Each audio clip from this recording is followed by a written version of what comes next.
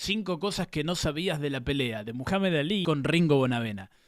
La primera tiene que ver por qué Ringo fue noqueado en el último asalto. Muchos se han preguntado a lo largo de la historia qué fue lo que pasó en ese último round. Bueno, lo seguimos viendo, lo seguimos repasando y nos damos cuenta que Ringo Bonavena, en primer lugar, ya estaba bastante cansado. En segundo, que asumió una postura un poco más ofensiva que le permitió a Ali, encontrarlo con diversas manos y lo envió a la lona 3 veces. Bueno, dicho sea de paso, hay que aclarar que el árbitro Mark Cohn en ese entonces no aplicó el reglamento, porque cada vez que derribaba a Bonavena, el árbitro no lo enviaba a Ali al rincón, sino que lo dejaba ahí pegadito. Cada vez que Bonavena se levantaba, Ali lo volvía a derribar. En realidad, Bonavena sabía que tenía que ganar esta pelea por nocaut, porque por las tarjetas no se la iban a dar. De hecho, el preparador físico puertorriqueño, Nicky Acosta, le había dicho en la previa a Bonavena que tenía que ir a noquear porque por puntos la iba a perder. De hecho, en las tarjetas, por los puntos,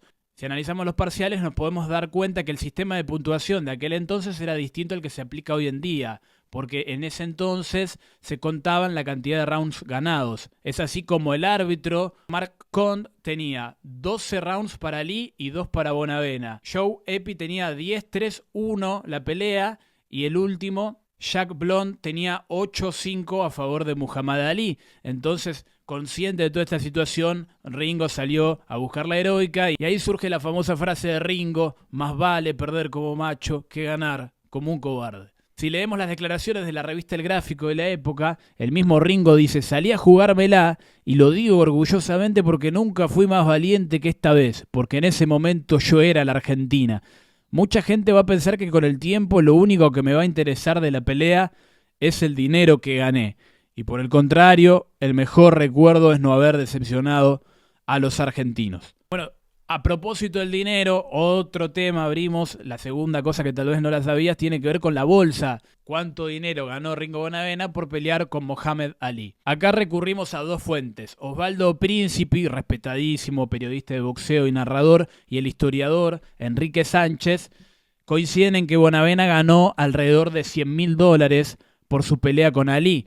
Si calculamos la inflación de los Estados Unidos desde el 70 a esta parte, es decir, en los últimos 54 años, nos arrojaría una cifra cercana hoy en día a los $800.000. ¿Está bien la bolsa que cobró Bonavena por pelear con Ali? Y bueno, se trata de una bolsa de un campeón del mundo. Sánchez me contaba lo siguiente, que Galíndez cobraba una media de $100.000 siendo campeón del mundo en cada una de sus peleas. Lo mismo que cobró Bonavena, una bolsa de campeón del mundo en una pelea en donde todos ya sabemos que no hubo títulos en juego.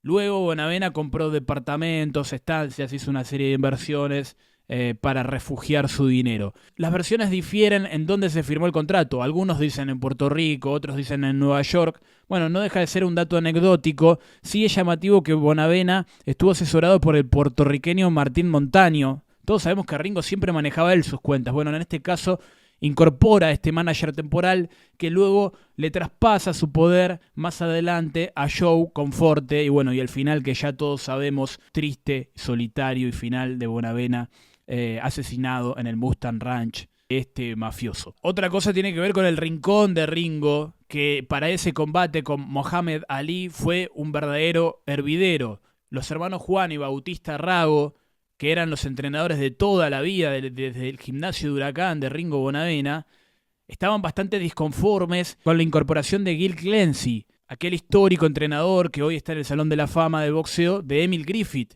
Casi que ni se hablaban los argentinos con el estadounidense. Clancy era una figura de peso ya en el boxeo seguramente había choque de egos, de intereses, y en algún momento, en la previa del combate, Clancy se encuentra con Tito Lecture y también con el matchmaker del Madison Square Garden. Entonces se empieza a barajar la posibilidad, todo esto en la previa de la pelea entre Bonavena y Muhammad Ali, se empieza a barajar la posibilidad de que peleen Carlos Monzón con Emil Griffith. Entonces Tito Lecture dice: yo acepto la pelea, pero el campeón pelea en Buenos Aires. Bueno, finalmente, un año después, el mismo Griffith viaja a Buenos Aires para pelear con Monzón, pero bueno, esa ya es otra historia. Otro de los datos más importantes a destacar es que Bonavena no era un tapado y no era una persona desconocida en el ambiente del boxeo como algunos quisieron hacer creer. En ese momento Mohamed Ali sabía perfectamente quién era Ringo porque ya había peleado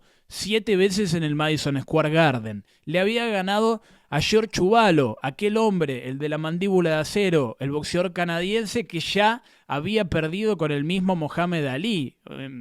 Y además de todo esto, Bonavena tenía su nombre en los Estados Unidos porque había enfrentado 2 veces a Joe Frazier, en el 66 y en el 68. En el 66 fue una pelea polémica, con fallo dividido, lo termina perdiendo Ringo, pero supo derribarlo a Joe Frazier 2 veces en el segundo asalto. Está claro, Mohamed Ali sabía perfectamente los peligros de Ringo Bonavena. De hecho, en una entrevista con la revista El Gráfico, en la semana previa al combate, decía lo siguiente: Bonavena es muy fuerte, pega duro, me parece mucho más boxeador que Querrey o que Frazier. No hay que olvidarse, al cerdo de Frazier lo derribó 2 veces y le aguantó 25 rounds de pie. No solo eso, también le dejó la cara como un zapallo. Bueno, estos son los textuales de Mohamed Ali en diálogo con la revista El Gráfico, siempre con su chispa increíble. Y por último, ¿por qué no hubo revancha? Bueno, Mohamed Ali le había prometido a Ringo Bonavena la revancha por la buena actuación y el buen espectáculo que habían dado. De hecho, vendieron las 20.000 entradas que estuvieron a la venta en el Madison Square Garden. Sin embargo, todo esto estaba atado a una condición. Mohamed Ali tenía que ganarle a Frazier el título de los pesados. 3 meses después, Ali fue a pelear con Frazier, termina perdiendo ese combate y ahí se fumó la posibilidad de hacerle una revancha con Ringo. Aunque está claro que hubo un montón de tiempo para hacer esa revancha y nos queda el interrogante: ¿por qué Mohamed Ali le dio la posibilidad de la revancha, por ejemplo, a hombres como George Chuvalo? ¿Por qué peleó 3 veces con Joe Frazier? ¿Por qué peleó 3 veces con Ken Norton y no le dio la revancha a Ringo Bonavena? Seguramente es otra historia que quedará para otro video. Si te gustó este video, dale like, compartilo, comentame de quién te gustaría que sea el próximo informe o el próximo relato. Chau, chau.